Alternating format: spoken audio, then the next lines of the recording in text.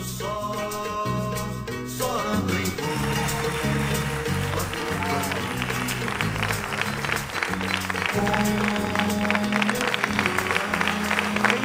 en 678 con nuestro invitado de hoy, el ministro de Defensa y precandidato presidencial Agustín Rossi, y vamos a ir finalmente al discurso de la presidenta. También hubo anuncios para el área de defensa por ahí, así que vamos a escuchar a la presidenta. El debate entre continuidad y vuelta al pasado. Nuevas medidas profundizan la diferencia entre modelos. Mientras la nueva alianza entre el macrismo y el radicalismo no alfonsinista exhibe a Cavallo, Sturzenegger, Bullrich y otros referentes del megacanje, el blindaje, la quita a jubilados, etc. Nuevas medidas son casi ninguneadas por los medios dominantes, tornándose así imprescindible el uso de la cadena nacional. Todos los productores pequeños de ahora en más van a pagar la mitad de las retenciones.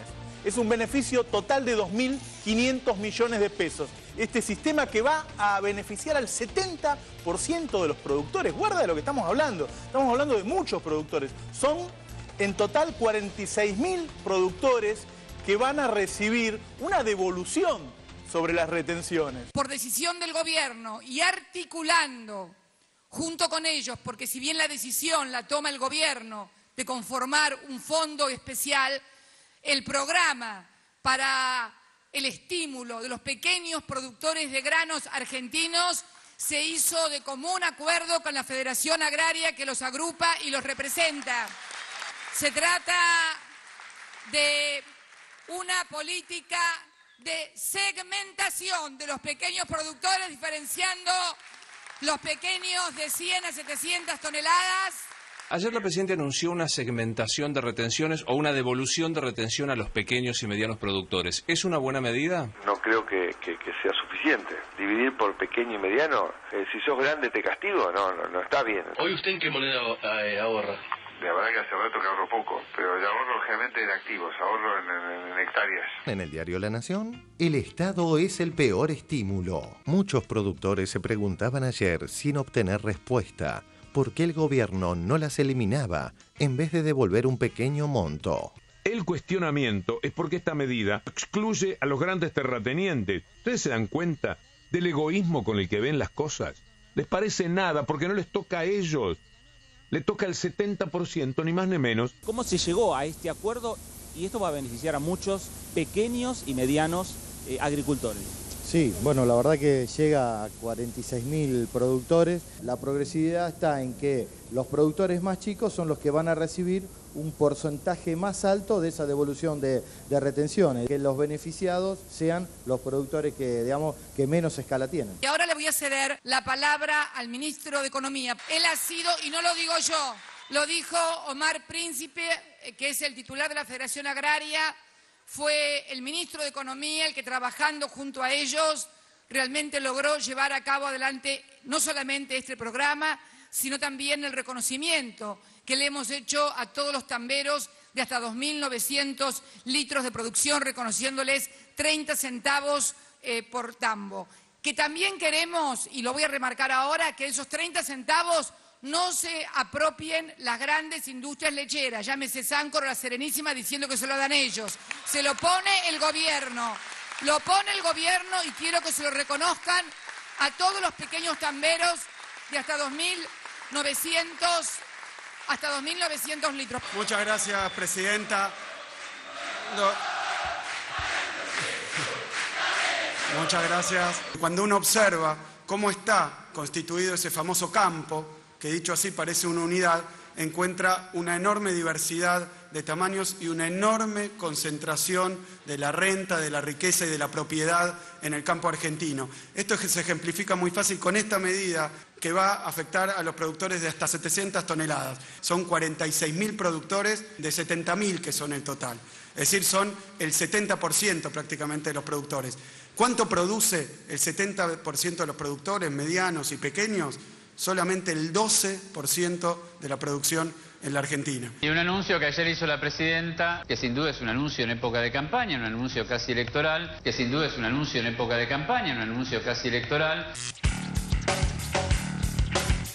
CFK anunció una serie de beneficios para los pequeños productores. El gobierno está entrando en esa línea de regalar guita en efectivo. Se van a parar con un balde, Florida y Corrientes, y van a darle plata a todos aquellos que hagan cola ordenadamente. Se van a parar con un balde, Florida y Corrientes, y van a darle plata a todos aquellos que hagan cola ordenadamente. ¿A cambio? Y del voto. Los pequeños productores que evidentemente tienen necesidades muy diferentes a los que tienen los grandes productores. Son los que para sobrevivir, para subsistir, necesitan de esa atención del Estado. Para ellos el Estado es fundamental. Para los otros, para los grandes, no quieren Estado. Claro. No quieren la intervención del Estado porque quieren ellos manejar el negocio. Está Eduardo Bussi, que fue presidente de la Federación Agraria y ya está de candidato. ¿Cómo hay que tomarlo de ayer? ¿Como algo electoral, puramente? Esta es parte de la misma demagogia preelectoral. ¿Cuándo se les va a pagar este monto? Se va a pagar según el momento en que se vaya liquidando la cosecha al exterior, que es cuando el gobierno recauda las retenciones. Es por eso que llamamos también la atención sobre la especulación de los comercializadores de granos cuando no quieren vender la cosecha al exterior, que perjudican al país, pero también van a perjudicar a todo el sector al privarlos de los recursos que van a alimentar este fondo. Entonces, La Nación analiza la decisión de ayer de escalonar las retenciones a la exportación de productos agrícolas. El cuestionamiento en la tapa, me parece que hay una manera de ver las cosas bastante miope.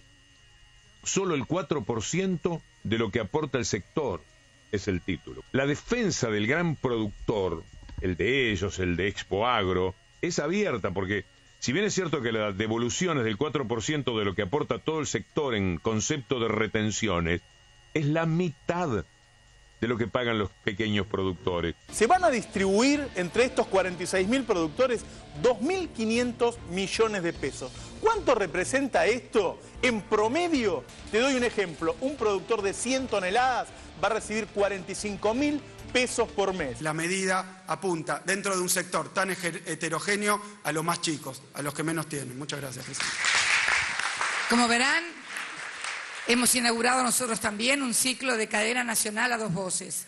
Lo charlábamos con la gente de Federación Agraria, superando los prejuicios que ellos tenían sobre mí y seguramente los que yo tenía sobre ellos, diciéndome que son pequeños chacareros que no tienen nada que ver con los grandes pools de siembra ni con los grandes latifundistas de este país. Esos pequeños grupúsculos de mucho poder económico, de gran articulación mediática, que valiéndose del enfrentamiento entre argentinos o entre argentinos y gobiernos populares, siempre terminaron medrando con ello y provocando hambre, miseria y dolor. Por eso tenemos la obligación como argentinos de reencontrarnos, de reconocer los errores y saber, y esto se lo digo a esos pequeños agricultores, a esos pequeños chacareros, que tal vez, muchas veces, les contaron que yo era muy dura.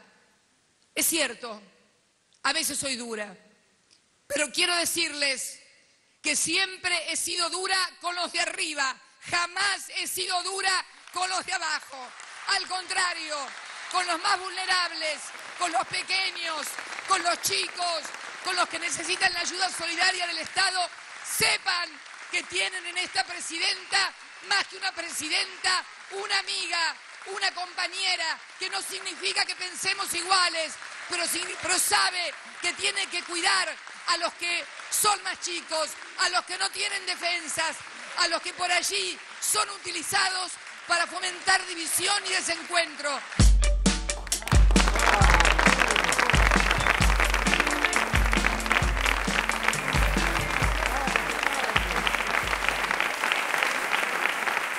Bueno, y tal como estamos acostumbrados, cuando lees el ninguneo es la distorsión. Ya en el bloque anterior, Agustín Rossi explicaba la importancia decisiva de esta medida y Dante Palma tiene los puños llenos de preguntas. Sí, digamos, dos reflexiones muy breves y la pregunta porque sé que no tengo tiempo. Pero en el primer informe, digamos, respecto del primer informe, la cuestión de Alfonsín. A mí me gustaría que en este programa viésemos la figura de Alfonsín con más matices, ¿no? De repente parece que Alfonsín es una suerte de héroe, ¿sí? O un mártir. Y a mí me parece que ha hecho cosas muy interesantes. Ahora, también me parece que Alfonsín ha sido el causante a través del Pacto de Olivos de una enorme crisis de representatividad al interior del radicalismo y una enorme crisis de representatividad en el país. Ustedes recuerden lo que fue ese pacto en el 94, ¿no? Un pacto que a su vez buscaba eternizar el bipartidismo, un pacto que buscaba una lógica de continuidad de las dirigencias de ambos partidos. Ese pacto no tenía nada de ideológico, digamos, ¿no? O sea que ahí confluían, y eso fue una enorme, me parece, fue una enorme crisis de representatividad en la sociedad argentina toda. Digo, para establecer algún matiz, porque si siempre ponemos el discursito donde él habla de la derecha. Tenemos nuestra Moncloa también. Por eso, entonces, hablemos de eso también. Respecto al segundo informe, 876 ya existe. Es más, 876 existía antes de 678. 678 fue la respuesta a 876, que son la corporación de medios que quizás tiene incluso más bocas de expendio que 876, ¿no? Así que no hace falta, digo, crearla o plantear si se van a existir o no. Y la pregunta, ahora sí, al ministro. Él hacía un análisis, un diagnóstico muy interesante, me parece, respecto de los clivajes, ¿no? Del antiperonismo y peronismo y progresismo-conservadurismo, que también yo creo que se superponen. Ahora, ese me parece que es un diagnóstico distinto al que hizo el gobierno, por ejemplo, electoralmente en el 2013. Esto corre por mi cuenta. Digo, me da la sensación de que en el 2013, especialmente a la hora de elegir algunos candidatos, el gobierno pensó que no había que polarizar, sino que había que moderarse, ¿no? ¿Usted cree entonces que este es otro momento y entonces en este momento hay que elegir una estrategia distinta? ¿O usted está de acuerdo en este diagnóstico que yo hago de a su vez, dos estrategias distintas? Yo creo que primero las elecciones de cargos ejecutivos, más cuando se elige presidente, son elecciones naturalmente siempre más polarizadas que las elecciones parlamentarias. Las elecciones parlamentarias siempre es más difícil plantear un escenario como el que yo acabé de decir que creo que hay que plantear ahora, digamos, ¿no? Porque hay que ponerlo en cabeza de distintas figuras a lo largo y ancho de la Argentina, porque son distintos distritos y demás. Sí estoy convencido que lo que nosotros tenemos que hacer como oficialismo en esta campaña es tensionar, creo que utilicé la palabra esa, tensionar ideológicamente el debate electoral en la Argentina, digamos, ¿no? Que si el debate electoral en la Argentina es, lo voy a plantear sin ninguna connotación, pero lo voy a plantear para ser gráfico, entre el naranja y el amarillo estamos al horno, digamos, ¿no? Lo que hay que hacer es debatir las ideas de lo que expresan cada una de esas cosas, digamos, ¿no? Entonces yo me niego a que después de 12 años de esfuerzo político y de todo lo que nos costó, como decíamos recién, en términos de construcción política, el kirchnerismo durante todo este tiempo, lleguemos al proceso electoral sin que nuestro candidato no sea un candidato capaz de defender en términos ideológicos el modelo que construimos durante todos estos años y lo que planteamos de aquí para adelante, digamos, ¿no? Yo creo que allí es en donde vamos a sostener claramente el proceso electoral, porque además yo me he encontrado muchas veces, quizás no tanto ahora, pero sí en otros momentos o después de las elecciones del 2013, con compañeros que me decían, no alcanza con defender la gestión. Y yo creo que esa es una estrategia de la derecha. Digamos, ¿no? Invisibilizar nuestra propia gestión es un grave error político, porque nosotros tenemos dos, a mi criterio, dos valores que desequilibran el proceso electoral. La gestión de estos 12 años y el liderazgo de la presidenta. Nuestro as de basto y as de espada son esas dos cosas. Porque la realidad es que nuestra gestión es una gestión que ha otorgado derechos, que ha ampliado derechos, que ha incorporado sectores sociales, que ha modificado estructuras, que le ha cambiado la vida a la gente. Al pueblo argentino no le cambiamos la vida a los 6 millones de tipos que tienen trabajo. No le cambiamos la vida a las mujeres que cobran la asignación universal por hijo. No le cambiamos la vida a los 3 millones de adultos mayores que no se jubilaban. Entonces, ¿cómo no vamos a defender eso? Digamos, es distinto que un candidato defienda recitando de memoria, ¿no? Asignación universal por hijo, ley de medios y pasándola así de rápido. Cada una de esas medidas, cuando uno gestiona como gestionamos nosotros, gestionamos para modificar la calidad de vida del pueblo y esa gestión tiene rostro humano. Esos 6 millones de argentinos que tienen trabajo se llaman Juan, Pedro, Teresa, que el modelo, eso es el modelo, es cambiarle la vida a la gente. El modelo no es las otras cosas, digamos, no. El modelo ha sido esto. El 45% de esa encuesta que se mostraba, que de Ibarómetro, que dice que quiere la continuidad, son 45% de argentinos que después de 12 años de gobierno ratifican un rumbo de gestión que llevamos adelante. Entonces, me parece que lo que yo creo, además, es que a veces lo que sucede es que el modelo lo defendemos nosotros. Bueno, en la construcción colectiva que uno se imagina, el modelo también tiene que defenderlo todos aquellos que han sido portadores de derechos que se dieron durante todos estos años. Defiendan el modelo, no estoy pidiendo que nos voten. Si quieren votar a otro, voten. Asegúrense que después no cambien las cosas, digamos, ¿no? Yo a veces cuando hablo de estas cosas en los actos, cuento una pequeña historia. Es muy pequeña, no los voy a aburrir, digamos, ¿no? Es muy pequeña porque me ayuda a ejemplificar lo que quiero decir. Un pibe hoy de 32, 33 años, en el año 2000, 2001, tenía 19, 20 años. Yo me puedo imaginar que ese pibe en el 2001, 2002 estaba piqueteando. Estaba cortando ruta, cortando calles, detrás de la demanda básica que existía en ese momento en la Argentina, que era un plato de comida, un bolsón de alimentos que se pedía en la Argentina. A ese pibe el kirchnerismo le consiguió laburo. Primero quizá laburo en negro. Después le conseguimos laburo en blanco, lo blanquearon. Con su recibo de sueldo se compró una moto. Cuando terminó de pagar la moto, se compró un autito usado o se quedó con la moto, pero capaz que en el medio de todo eso se enamoró de una piba. Y si la piba tenía laburo y tenía recibo de sueldo en blanco, hoy es adjudicatario de un plan Procrear y se está haciendo su casa. Y eso sucedió en 10 años, que para la vida de ese pibe es un tercio, para la historia argentina es nada. Y no me equivoco en nada si digo que ese pibe salió a piquetear en el 2001 porque algún mes de algún año de la década del 90 lo vio entrar a su viejo a su casa diciéndole que lo habían echado del laburo. Y lo vio consumirse frente al televisor, frente al televisor de la cocina, quebrado, sin posibilidad y sin fuerza para seguir luchando. Y tampoco me equivoco, y no voy a ser electoralmente correcto con lo que voy a decir algo ahora, que quizás ese pibe hoy tenga algún nivel de crítica y no esté criticando a nosotros. Entonces, la verdad que si uno se lo encuentra por la calle, no hay que decirle que nos vote. Lo único que hay que decirle es que no se equivoque y no sea que dentro de un par de años, por cambiar de gobierno, él repita la historia de su papá. Y sea él el que vuelva un día a su casa, a la casa que se hizo con el plan Procrear, y que le diga a sus hijos que lo echaron del laburo. De esto se trata de defender el modelo y de esto se trata de defender la gestión. Clarísimo el cuento de Agustín Rossi y una moraleja que creo que muchos, por no decir todos, conocemos. Vamos a un corte y después volvemos con más 678, con más Agustín Rossi, con más igualdad y emancipación. ANSES, jubilaciones, conectar igualdad, procrear, la asignación universal por hijo. Hoy, el Estado Nacional,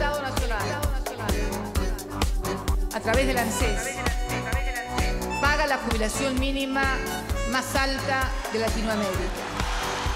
ANSES se hizo cargo de la asignación universal por hijo y de la asignación para embarazadas. ANSES también del plan Progresar, para que los chicos jóvenes estudien y combatir el desempleo juvenil. Y además, Procrear, el gran plan de viviendas. Miren todo lo que hace. Todo esto no fue magia. Hemos crecido casi 4 veces. No fue magia. No es que seamos más inteligentes, es que tenemos voluntad política y coraje para enfrentar lo que haya que enfrentar.